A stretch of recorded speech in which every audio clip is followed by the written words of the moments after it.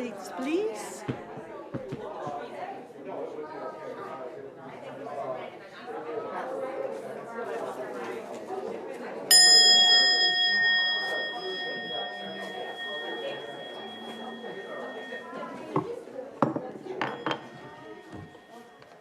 It's going to be a fun morning, so let's get the show on the road. Good morning. Welcome to the Unitarian Universalist Congregation of the Catskills. Our minister is Reverend Bob Janis-Dillon, and I'm Kathy Atwell, your worship associate this morning. We are grateful to have in attendance both in person in the sanctuary as well as virtual via Zoom. A big welcome to everyone wherever you are attending. To anyone visiting here for the first time, we're so delighted to have you. Come check us out. If you wish, you're invited to stand or raise your hand and introduce yourself if you're in the sanctuary, or say hello in the chat if you're on Zoom. Do I have anyone new willing to introduce themselves, to say hello? Oh, there we go. My name is Will Gifford. I came here a couple of decades ago. I used to be back to the library. Welcome, Will. Thank you. What? Unitarian Universe, whoops.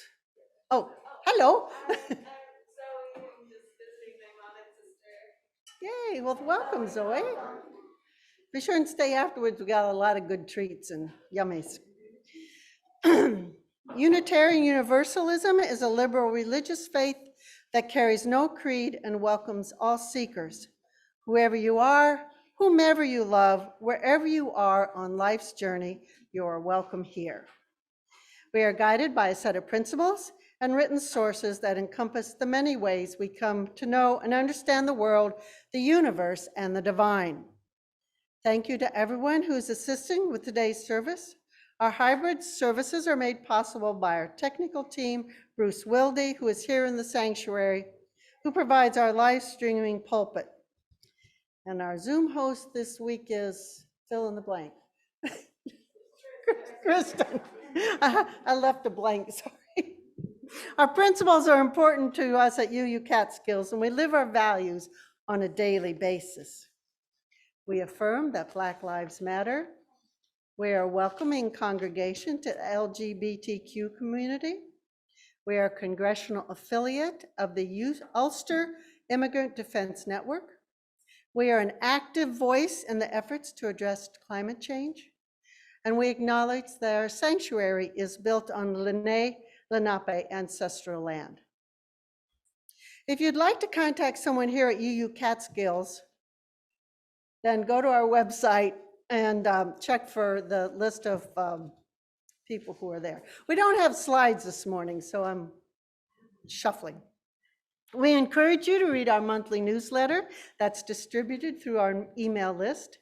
Upcoming events for the month are in your newsletter and on the weekly updates. You can visit our website, uuccatskills.org, to find contact information and the newsletter. After the service, those attending via Zoom, please stay for our breakout room, for our virtual coffee break. Our treasurer, Kama, do you want to say a few words before we get too deep into today's service? Good morning, everyone. Sorry to talk about money this early in the morning, but this is just a general reminder that our pledge year began this month in July. If you have not fulfilled your pledge for last year and are able to, would be very appreciative. For those of you who pledged online using Vanco is being discontinued this Friday, and we're moving to PayPal. Thank you to everyone who moved over already. If you haven't moved, if you could do that, would appreciate it, or set up automatic payments through your bank. Lois and I, our super awesome assistant treasurer back there, can help you with that after the service. I think that's it. And if you don't understand QR codes, we can help you with that too. That's all. Thank you. And another announcement, the fundraising committee would like to thank everyone who contributed to our first fundraising by purchasing raffle tickets. We have raised more than $400, and we will publish the totals in the week ahead. Today, immediately after our service, Reverend Bob and Aaron and Carol will be pulling raffle tickets to pick the winner of the 5 baskets. And please stay tuned for this. And probably, if you're very quick after the service, we'll sell you tickets, and then you can drop them in up to the very last minute. And so now I'm going to turn it over to Reverend Bob, and he's going to proceed with our questions service. Question box. Fine, we'll begin with our prelude. I just want to say the prelude is called Call and Response. I figured that sounded like questions.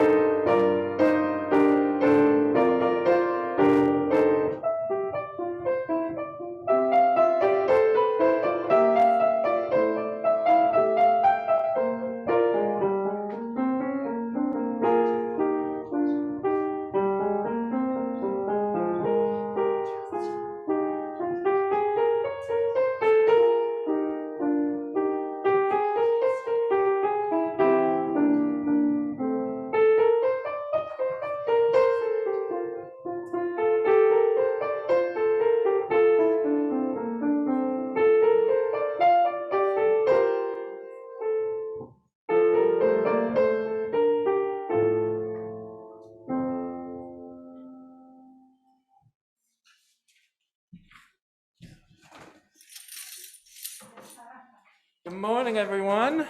Morning. Welcome to this place of peace and healing and community and diversity and love. Welcome to this Sunday.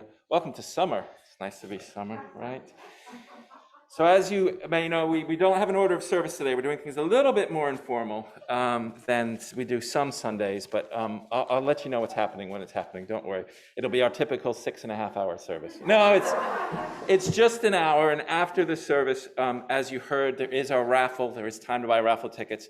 They asked me to be the lovely assistant to pull the raffle, which means I can't win. You start here. If I win, it's going to be in the papers for the next 100 years. So I'm not allowed to win. But stick around for the raffle. And after the raffle, there's a lot of food. So please, we'll be eating outside because of COVID things. But please, hope you'll enjoy the bounty of here. For those joining us online, we're really delighted that you're here with us, tuning in. This is a question box service, which I'll explain to everyone along the way, but it's for everyone to join in. For those online, there's also Zoom breakout rooms after the service, so you have a chance to meet other attendees. So if you have time after this hour-long service to stick around for another 10 minutes and get to know somebody, we'll have some community after the service. So as we do each Sunday, we'll begin by lighting our chalice with our chalice lighting that we most often read here at Unitarian Universalist, a congregation of the Catskills. So I invite us to read together the chalice lighting words. We light this chalice in grateful, loving community. Even in the darkest of times, may its flame light paths to courage, justice, and hope. And our unison affirmation. May we be reminded here of our highest aspirations and inspired to bring our gifts of love to all living beings. May we know once again that we are not isolated, but connected in wonder and joy to mystery and miracle in the universe, in this community, and in each other.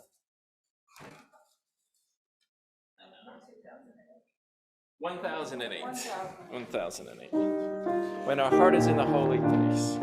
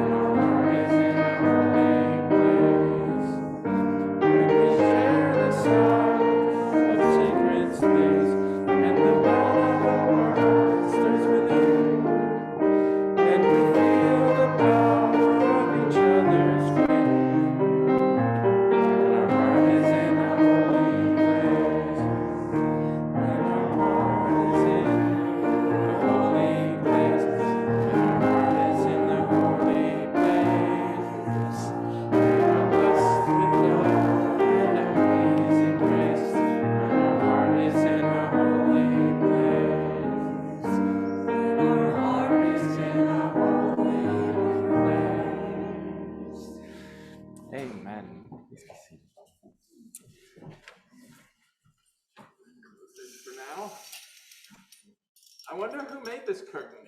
That could be a question. And that could be, oh wait, it's somebody in this room, but I was just seeding the question box. I'm going to explain the question box service now. And I'm going to ask my worship partner, Kathy, if she would please pass out.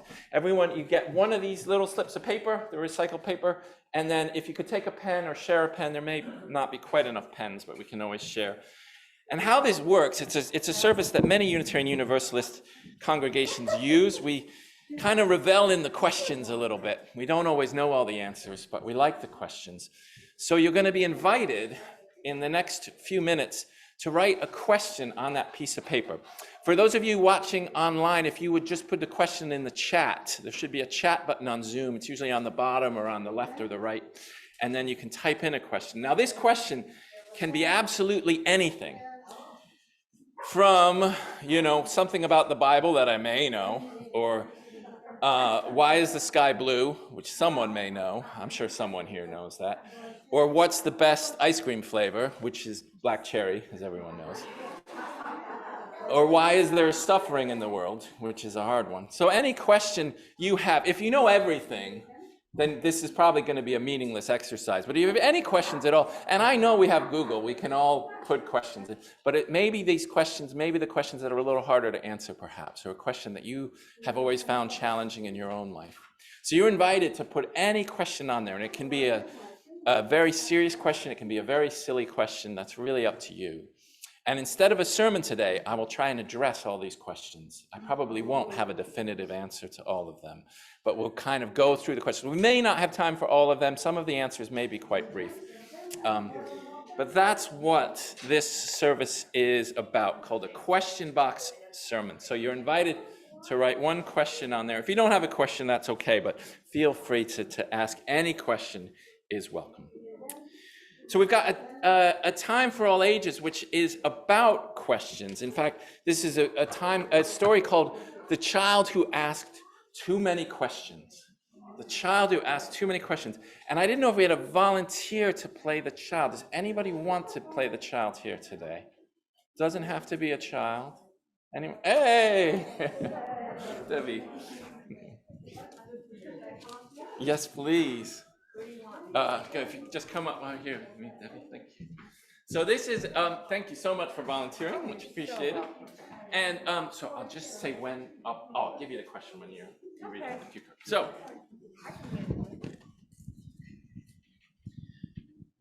there was once a child who was known, who lived in the kingdom of Veritas. And this child loved to ask questions. She was always asking questions like,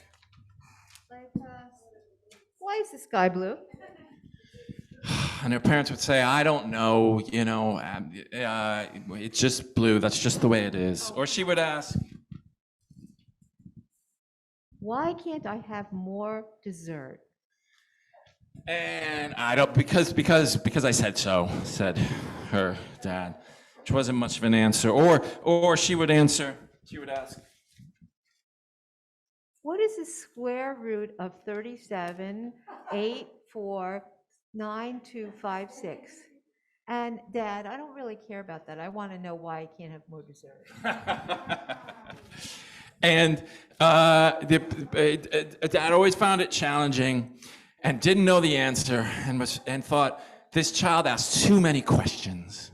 And it so happened that one time they went to the fancy hall of the Kingdom of Veritas to see Queen Esmeralda, who was the queen of the whole reign. And so they all went, they took turns going, and it was their turn, this family's turn to go. So a whole bunch of children and adults were in the room, and of course the child had questions. Why do we have to be here? Shh, Senator, don't ask questions. Shh, just stand still. All we have to do is just watch it. And Queen Esmeralda came in a giant flowing green robe. And of course, Why is she wearing that big robe? shh, don't ask questions, we'll get embarrassed.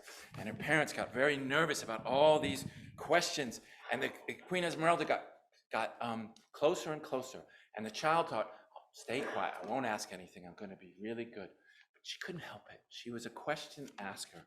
So as she got pretty close. She asked, Oh, why is it a kingdom when she is a queen? shh, said her parents, don't ask that. And Queen Esmeralda heard this. And she said, excuse me, what did you say? I said, why is it a kingdom when she is a queen? And her parents were mortified. They said, oh, sorry, Queen Esmeralda. We didn't mean to. Sorry, we didn't mean for her to ask so many questions. And Queen Esmeralda said, why is it a kingdom when I am a queen? And her advisor said, and actually, they didn't know. So from that day forward, it was the queendom of Veritas. And not only that, but this child who asked too many questions was employed to be a question asker. And that was her job, first in the summers when she was little, and then when she grew up, she did it full time. And she would ask questions like, Why are you putting him in prison for stealing bread when he has no money? or, If the wind makes the boats go, can the wind make the cars go too? and she was always asking questions. And sometimes people didn't know the answer, but the questions were what was really important, and they helped the Queendom of Veritas from then on. So thank you so much for a child. Thanks.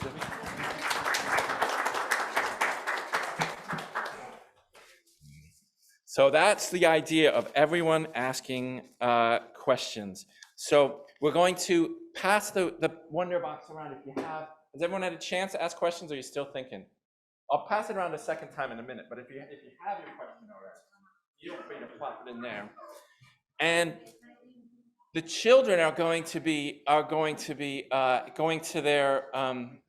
next door to do have their own time of wondering and questions. But because they're here now, are there any questions from the children that would they like an answer now? Is that I'm putting on the spot, but would you like to say?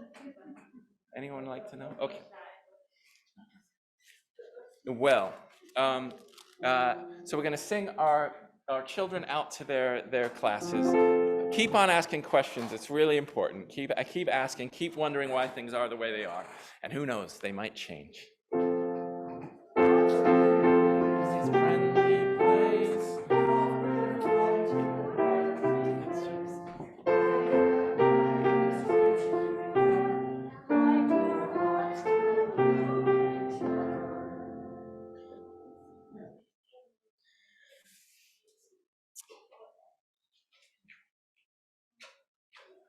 So we'll now have a time as we often do at this time of the service, a time of meditation and reflection and prayer. And I'll ask in a minute if anyone, we won't do the full joys and sorrows that we sometimes do, but ask if anyone has anyone close to them or themselves to lift up in prayer this morning, meditation. Spirit of life that courses through our lives, spirit of healing and remembrance and hope, God of our hearts. We gather this hour with many different emotions.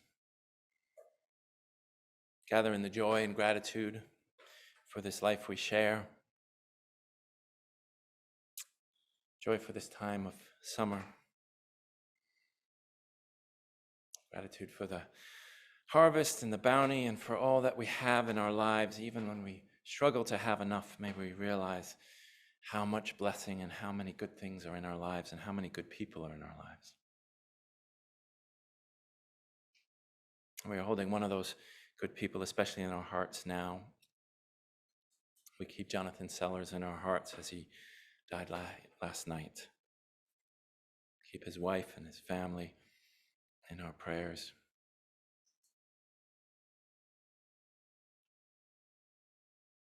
Every person is so important and so precious, and when we lose one, we are reminded again of that. We are given this incredible, unique, and valuable opportunity to live a life. None of us quite know exactly what that means, and it means something different for each and every one of us. And there's so much uncertainty around it. Grief and sorrow and pain and hopes dashed, but also just plain uncertainty, just not knowing, so many questions. May we, in the words of the poet, live the questions, being aware that we don't know everything. In fact, we know so little. But we are given little tokens, little snatches of wisdom. We know this life is precious. We know that we are to be there for each other. We know that we are there to be there for those who are struggling the most, especially in this world where there are systems of oppression,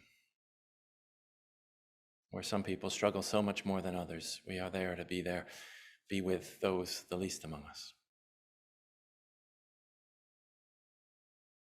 We give thanks for the answers we do know, the guideposts, the people we love, the things we are sure of in our hearts, the things that keep us going in difficult times. And we are thankful also for the wondering, for the stars above, for the mysteries in the ground growing even now in the midst of summer, for all the things happening beyond our mortal ken, for this wonderful world that we get to play our little part in. Our hearts go out to all those who are grieving this hour, and we give thanks for our lives. Amen.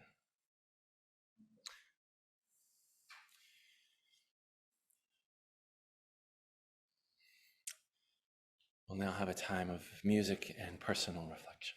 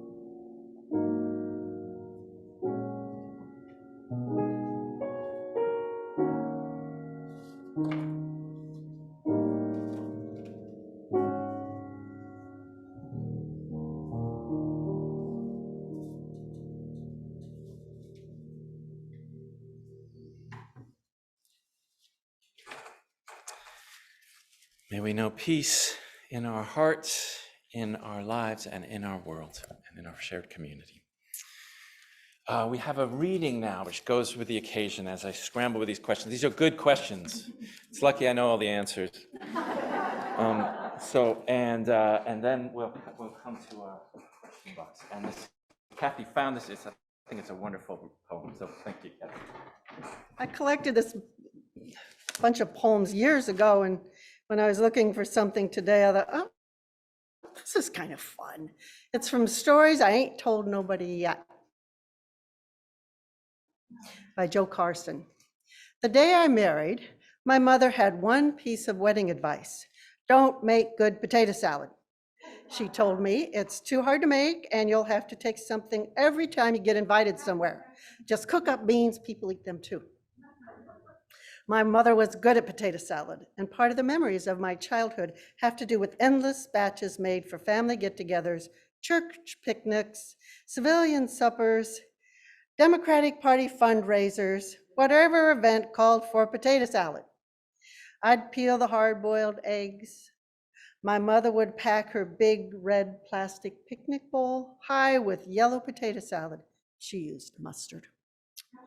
And it would sit proud on the endless tables and come home empty. What my mother might and could have said is, choose carefully what you're good at, because you'll spend the rest of your life doing it. But I didn't hear that. I was young and anxious to please, and I knew her potato salad secrets and the 1,000 other duties given to daughters by mothers.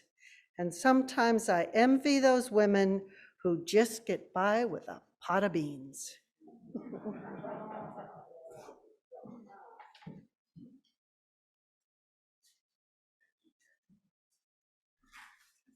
We'll sing our second hymn. Now this one, we don't have a slide for, but it's pretty simple. It's 10:07. If you want to look on your books, everybody immediately reaches. But you don't have to. And if you're at home, don't worry, because there's 3 verses, and the lyrics go like this. There's a river flowing in my soul. There's a river flowing in my soul, and it's telling me that I'm somebody. There's a river flowing in my soul. You'll get the hang of it. And then the second verse says heart, and the third verse says mind. So we'll call it out.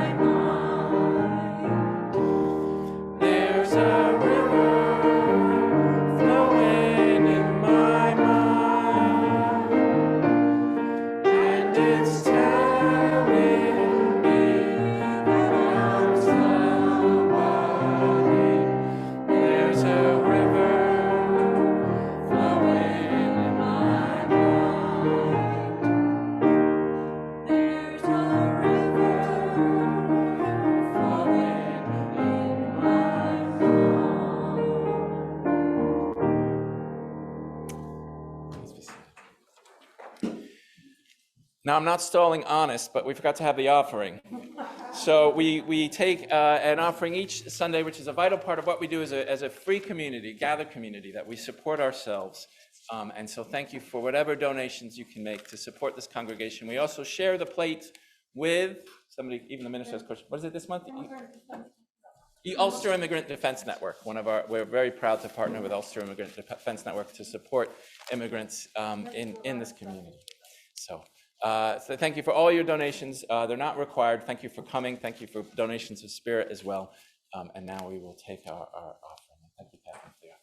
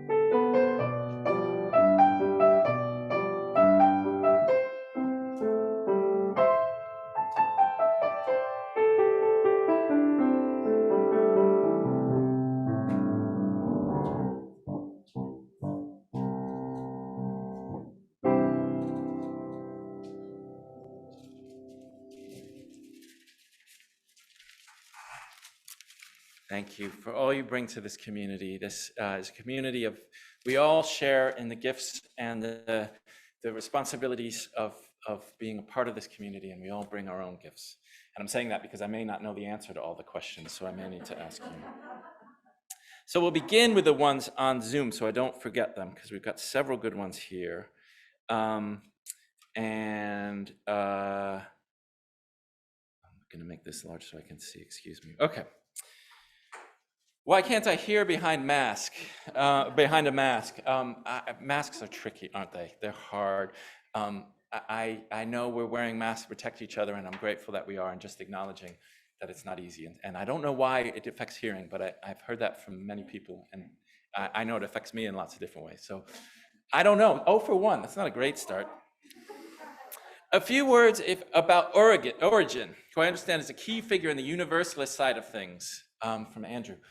Good question. This is reaching back into seminary lore, but Origen was an early Christian father, or could be mother, but Christian writer. They're called Christian fathers, who had some very interesting. Was very accepted in the church, but had some very interesting ideas that we all go to heaven, among other things. And this was early in the days when things weren't settled 100%. And one of the ideas that I really like about Origen is the idea that we are perfected after we die. So, because I know I'm not going to be perfect when I die, and that we keep going and we keep becoming until we become more like God. And this is much more accepted in the Eastern Orthodox Church, by the way. This is much more. So there's a whole nother line of thought about that. So he's very important in the Universalist side of things, because he did say that if God would make everyone, bring everyone to heaven. And there was another question in here about what is Unitarian and Universalism. Universalism is the idea of that everyone goes to heaven, was originally. There is a universalism that says all different faiths have some truth to them, and we believe that too. But universalism in our context was originally the idea that God was so loving that everyone God, he or she or it, or the process of God would embrace everyone into heaven. And that was a radical belief. And Unitarianism was the belief that there's one God, so sort of a difference than the Trinity. And someone asked, where and when did the idea of God becoming the Father, the Son, and the Holy Ghost? Was this accepted by all the early Christians? Again, I'm going to keep this fairly short. The answer is no, but Jesus doesn't really talk about the Trinity much. He talks about the idea of the Father as an idea of God. And this was an idea in Jewish thought long before Jesus. And it wasn't just that God was a father, but it was one of the images of imagining what God is like. And then there was this idea of the Trinity, which came in pretty early on. But it was Servetus, one of our ancestors, discovered that one of the verses in the Latin Bible, which wasn't the original Bible, but it was really widespread, the Latin Vulgate, had something about the Father, the Son, and the Holy Spirit are one. And that line, unfortunately, was just added later. It wasn't part of he read the Greek and he said, hold on, they just added this line in there. So it's not actually there, but you'll find plenty of references to the Holy Spirit in the Bible and the Father and the Son. So I'm not a Trinitarian myself, but I also don't want you to turn to your Trinitarian friends and say, it's complete, because it's there very early in Christian thought. But you don't have to be a Trinitarian to be a Christian, and you don't have to be a Christian to be a Unitarian Universalist. You don't have to be a theist to be a Unitarian Universalist. But we'll get to that later. There's plenty more questions. A question about the veil that Catholic women wear and that the Jewish men wear. Why am I blanking on it? Yarmulke, and the shroud that Muslim or Islamic women wear. Is that like in Reiki, to protect the layer of aura over your third eye? It's a really interesting question. They're all different traditions, and some of it is a gesture of humility with the yarmulke and the veil. I've had a lot of interesting conversations with Muslim women, and some will say it's really in some ways it's easier to be yourself in a patriarchal society, which we all live in, right? Because people aren't always aren't judging appearance, and you have this, you can be a little bit behind a veil and kind of just live your life without it always being appearance, being front and center. But there's a lot of different reasons. So I think it's better to ask someone who wears a veil or a yarmulke. But I think it's a very, very good question. Are the Unitarian Universalist intentional communities retirement and or intergenerational in this general area? The answer is yes. I don't know about this general area. There's a shared living community in Boston. There are increasingly intentional living communities that are Unitarian Universalist. Does anyone know about one around here, retirement community or otherwise? We have enough people here. I mean, go start one, by all means. I think it's great. My mother taught me to question. She said the most intelligent person is not the one who answers the questions, but the ones who ask their own questions, which involved imagination and thoughtfulness and goes beyond barriers, and why people become free and so many hold back. That's probably true. I can say that as the one answering the question. The most intelligent people are the ones who ask the good questions. Very true. And another good question from my dear friend Jane: what does it mean to be sincere? And I don't know. I think it's something about how we live our lives as well as what we say. And I know there's a notion of integrity about how our words match our actions, match our thoughts if possible. And I know our thoughts don't always go into line, but maybe over time our thoughts can evolve. But it's a really good question. What does it mean to live a sincere life, to really believe what we're doing?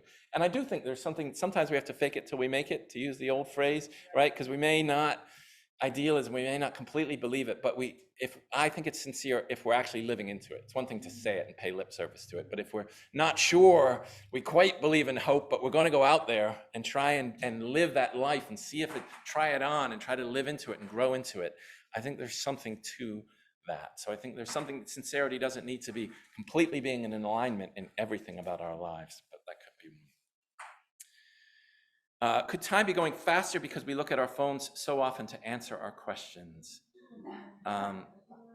I think so. I think our phones change the nature of time or the experience of time really dramatically. And to find that out, just put your phone away for a day and see what happens. I think that's very true. One more question: how come all the places of worship can come together for some platforms, yet why doesn't everyone become Unitarian Universalist or see more openly? Like, why isn't it easy to say, hey, say to a Christian, the mathematician was around before Jesus, and Oh, Mathian was around before Jesus and traveled to India. Why can't we all get along when there's so many similarities across religion? I don't want to see the whole world become Unitarian Universalist, and I love Unitarian Universalism. I think the diversity of religion plays a role in it. I grieve the fact that some religions are, I don't like the idea that one is right and all the others are wrong, and I disagree with that view of religion, but I think there is something to the beauty of there being so many different religions. It's different expressions of the divine, and I think there are quite a few differences between different religions. So, how are we doing? I haven't answered any of your questions yet. That addressed it all, right? Do we have any more? No, we'll get a few more. Okay. Which gospel was written first?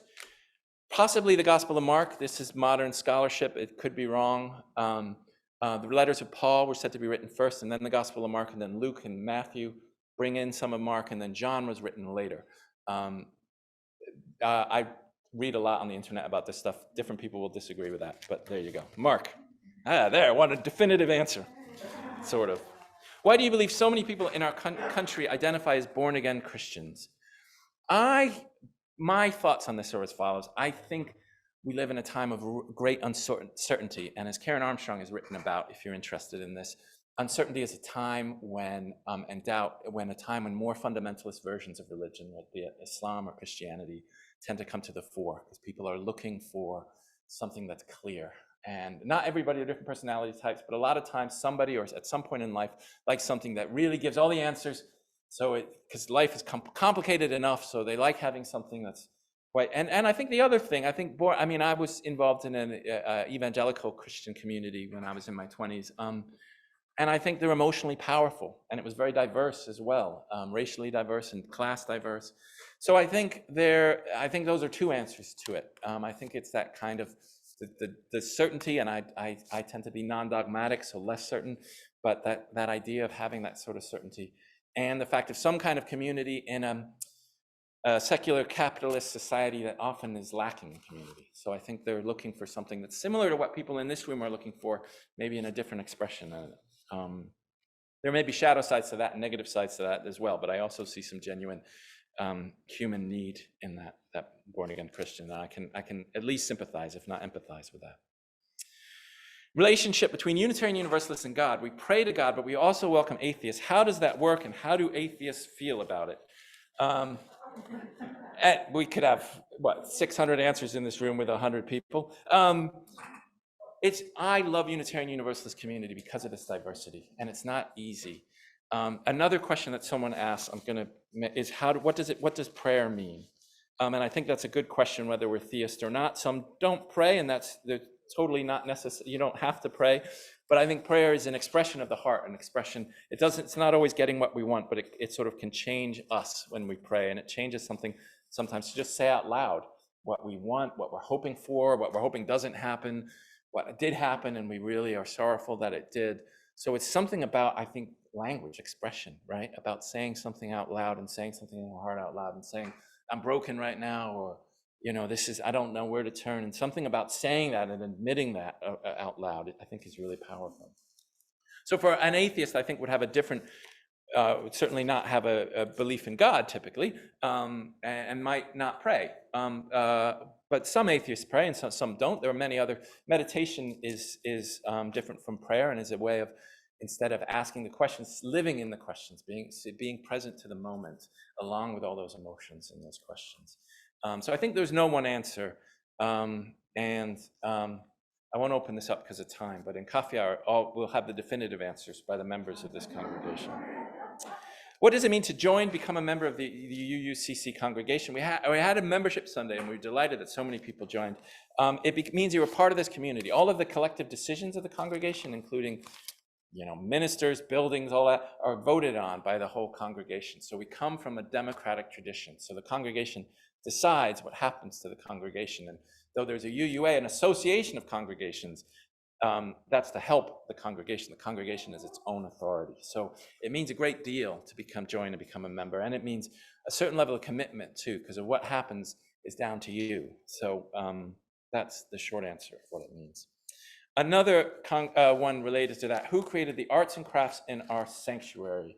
The stained glass window, call these out please, was created by Nobody knows. The Four Seasons triptych was created by Mora. The curtain was created by, I do know this one. Judith. It's wonderful. The weaving by the stained glass window, I believe, was also created by Judith. Is that right? Yep. The hand-blown vessel for stones of joy and concern. Is that this? Do we know?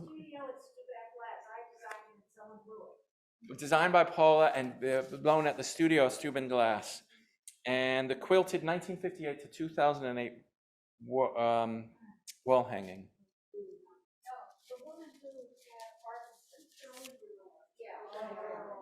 Shirley Bernard. Is that any answer? Somebody also made that podium. It wasn't me, I can tell you that. So, thank you for, oh, man. Don Freeman? Don Freeman. Chris Countryman, I got that completely wrong. Why does the minister wear a stole? Speaking of congregational treatments. Fashion, really. There's no strong, I mean, there's various, from the collar to the stole, they kind of came up at various times. I don't know, I've looked it up at once. I don't remember when the stole came.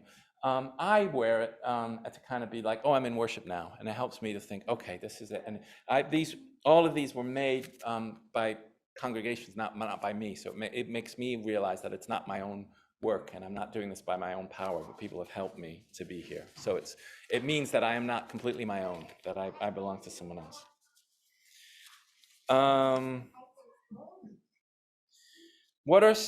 Hello, welcome.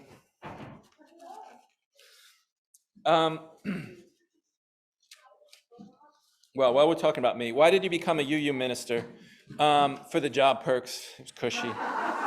I thought it would be I thought it'd be a little bit of writing, a little bit of reading, and a little bit of community, and that was both completely true and entirely incomplete, inadequate. It's actually been much harder than I thought it would be, but it's a wonderful, wonderful job. It was a difficult job, but a wonderful privilege. Is there life like us in this universe?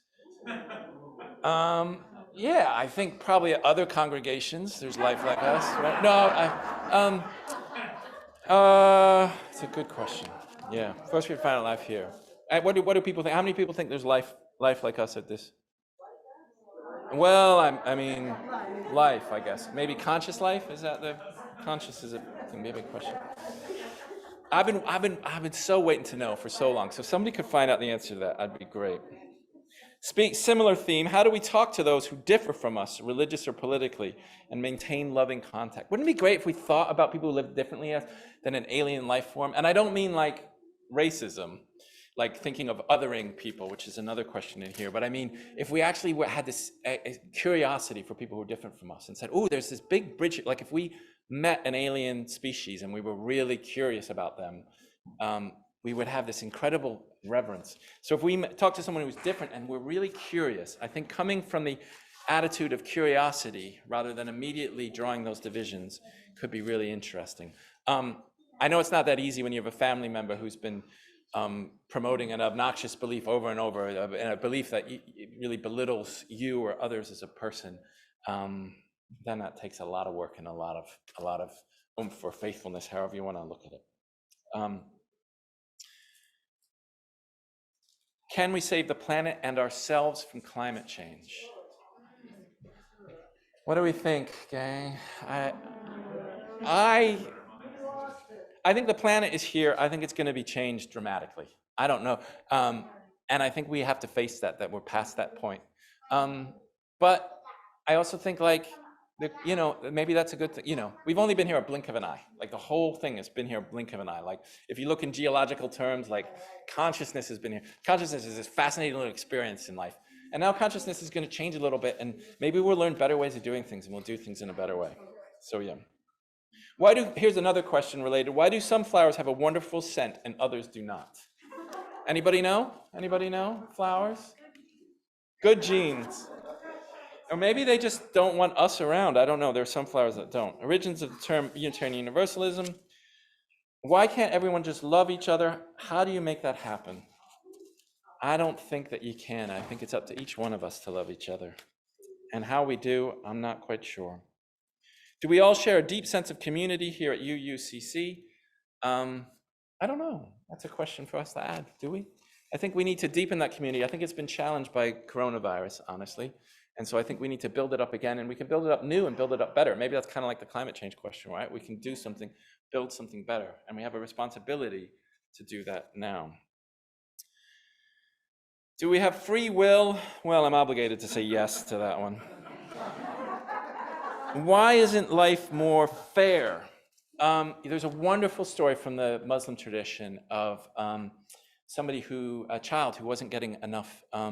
They were passing out beans, and somebody got seven beans, and somebody got 5 jelly beans. And the child who got 5 jelly beans said, that isn't fair, that isn't fair. He said, do it they said, well, how do you want to distribute it? And he said, distribute it like God would distribute it.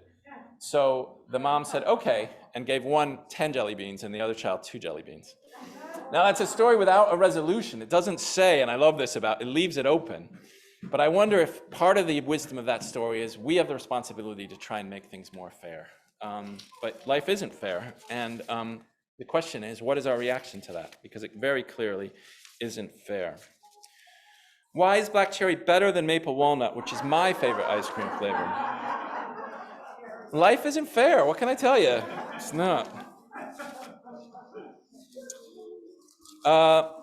What are some suggestions for facing old age without worry and fear? Anybody want to yell anything out? Anyone have an idea? All right.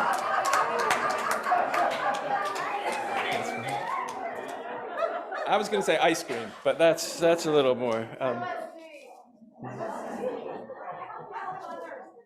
Help others. Appreciation. I mean, I was told I was going to die. And if I didn't have tubes and other things. And I remember while the doctor was looking with a camera, I saw this place, and I saw the memorial garden, and I saw this car drove up, and I realized that it was an old beat up car, and it came to a sharp thing, and it was the angel of death, a woman in a Burberry raincoat. And there I was between the memorial garden, and Carl Pierce was there looking for a spot for me.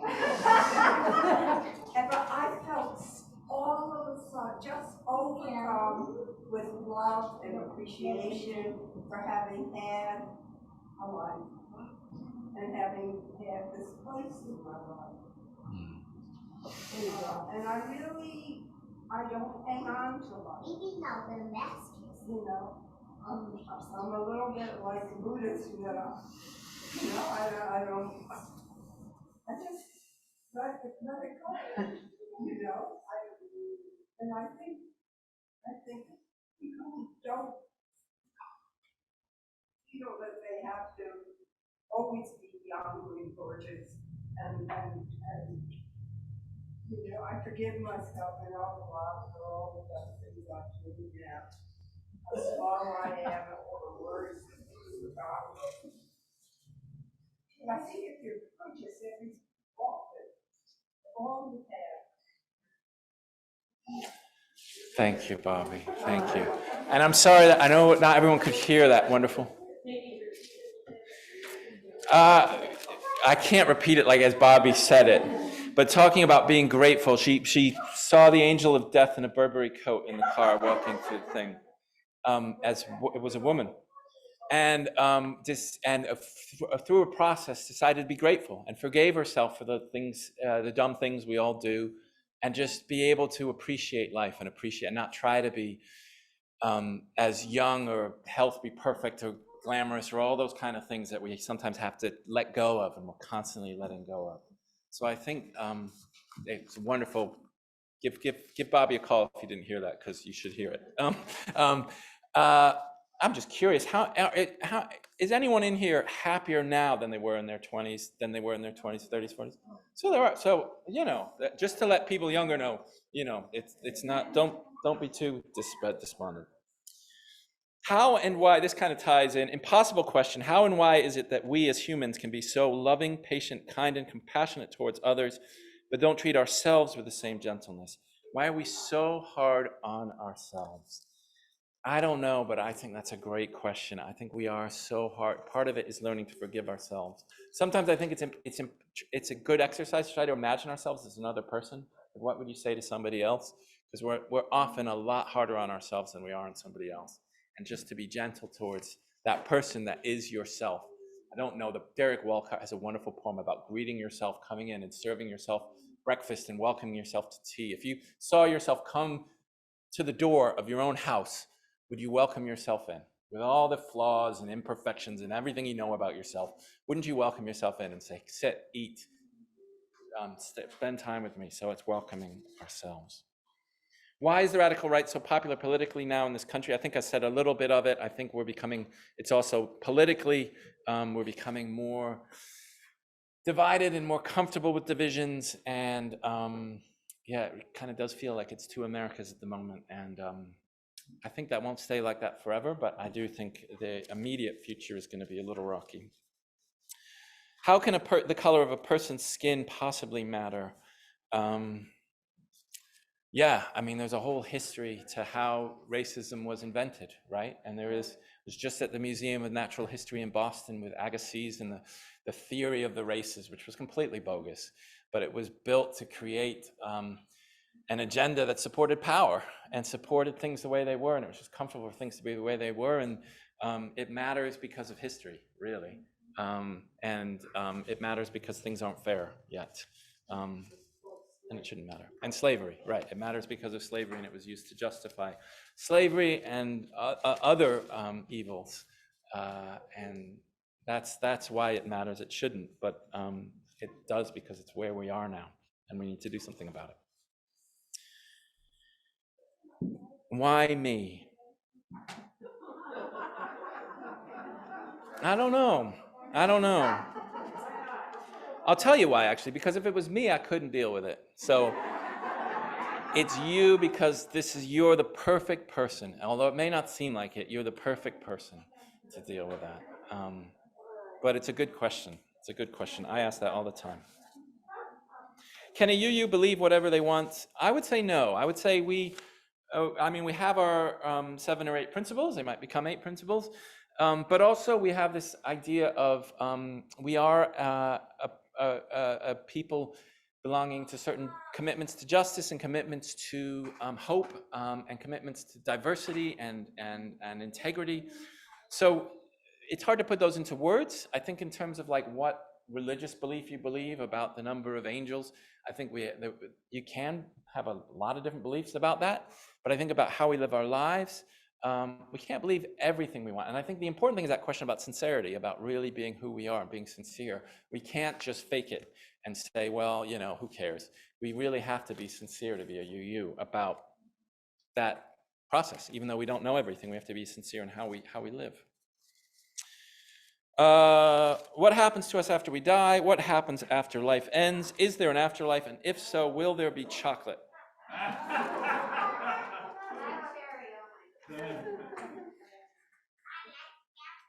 I like chocolate. I think it should be. Does anybody know? I'm not sure 100%. I think there will be chocolate. I feel I've been I've been around a little bit of dying. I haven't been too close to it myself. Others of you have. And it seems to me like the feeling of like a sense of peace around that. And I don't know what that peace is, and I don't like to put too much to it, but I do feel this sense of, I'm not particularly personally worried about it because I feel this sense of calmness and peace. And I think maybe our individual selves completely maybe vanish, and that's hard. But the older I get, the more tired I get. So the more I think, but I don't know. I don't think that's the final answer to that one. I think we'll find out. But I do think that we live on in those who love us. And I think a little of us lives on. I won't spoil it because I'll do a sermon about that next year. I think about one of my friends who died. But I feel him close to me every day. He often crosses my mind, and I don't feel he's that far away. Sometimes it feels really far, but a lot of times it feels really near. So I don't know. We're getting near time, so I'm going to rush through these 3 last questions. Why do bad things happen to good people? It's a really good question. I don't know. I think bad things happen to everybody. You may have heard the story of Buddha with the bowl and said, why does it happen to me? And why did this happen to me? And they asked the woman who had lost her son to go around and say, go to every home that hasn't experienced a tragedy and put a grain of rice and ask grain of rice in the bowl. And of course, she comes back with the bowl empty because everyone's experienced something. But sometimes extraordinarily bad things happen to extraordinarily kind-hearted people, and we wonder why. And I'm not sure, but I also think that kind-heartedness is part of what it means to be alive and the love that happens. So I think that's key. Are there times when some things are right or wrong? As a philosopher, and I studied philosophy in college, I would say it depends. As a person, I would say, yeah, there are times when we know things are right or wrong, for sure. Yeah, I think so, right? What do you think? I think there are things when we know deep in our bones that something's wrong, and sometimes we do it anyway, and we have to learn from that. But I think there are, from our own perspective, who knows the universe's perspective, God's perspective, from our own perspective, we know that things are right or wrong sometimes. So I would say yes. Finally, why do we love and why do we not love? Oh, thank you all for your questions. These have been great. These have been great questions. I don't know. I often wonder, some days I feel more loving than other days, right? Do you ever feel like that? And I think, we have this, I don't know if we have free will, and sometimes we can't control it. We have this ability to open up just a little bit and love a little bit more. Abby. Yeah, no, I have a lot of voice right after that. Thank you. I think that loving makes us feel good. Loving makes us feel good. And what could be better?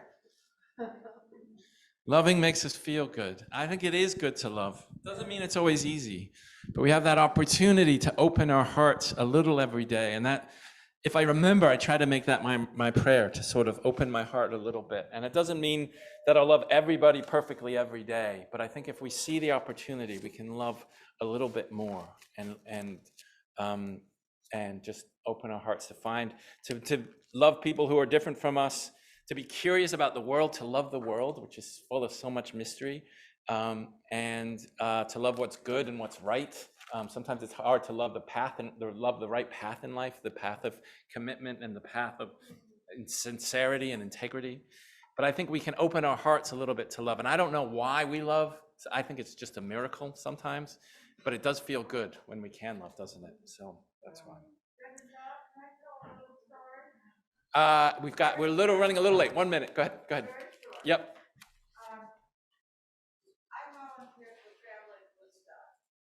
And one day last year, I don't know, whatever, I was backing out at the end of my shift, and this woman, Sue, who was one of the 2 people who runs the place, came out with a big basket of food. And she said she was taking it to a family in Shandaken who didn't have a car. And she said, people say how nice I am. She said, I'm not nice. When I do this, it helps my heart. And that's what I meant when I said. Oh, thank you. Can I answer that question? Yes, of course you can.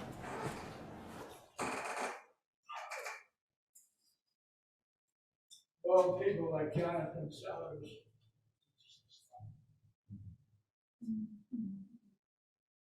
So sad that is.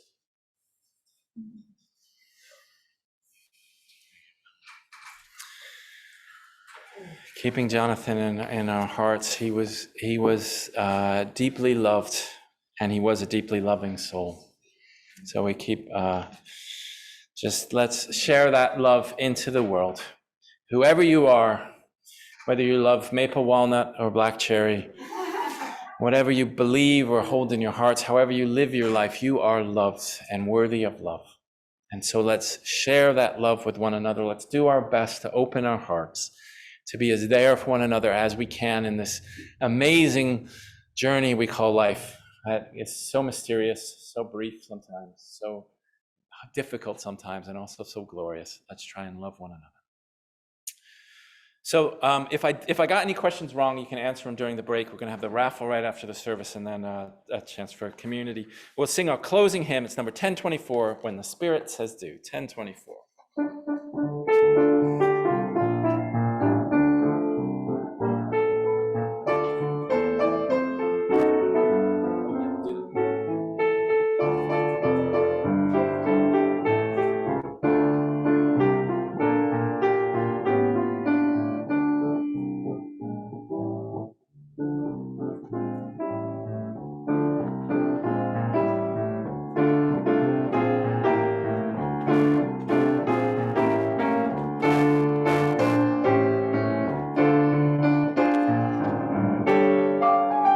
You've got to do when the Spirit says do. You've got to do when the Spirit says do. When the Spirit says do, you've got to do, oh Lord. You've got to do when the Spirit says do. You got to sing. Spirit says do. Spirit says do. Spirit says do.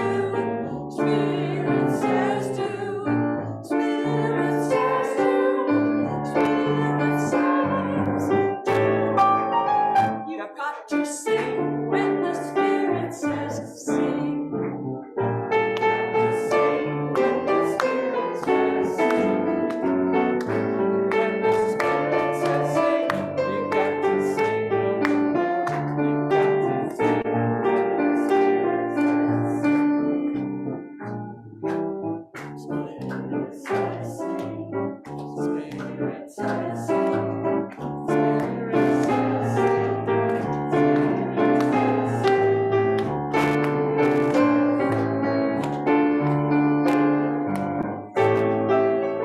You've got to dance when the Spirit says dance.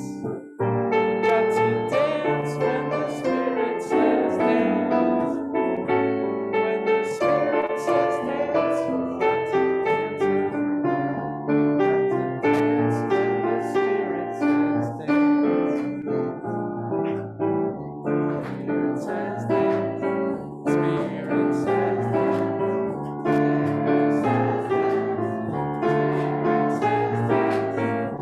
Spirit says you gotta love. Got to love when the Spirit says love. You got to love when the Spirit says love. When the Spirit says love, you got to love when the Spirit says love. Spirit says love. Spirit says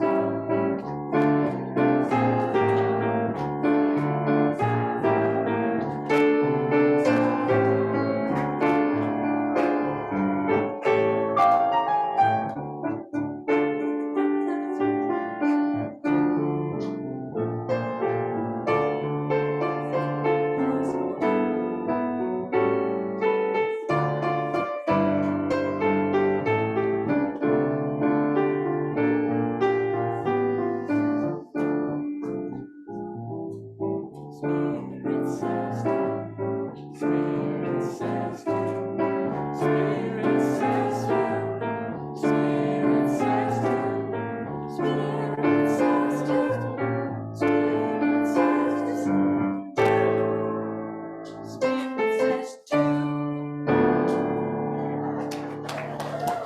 My thanks to Catherine, Kathy, Debbie, Bruce, Tristan, everybody who helped out with this service, all of you for the questions.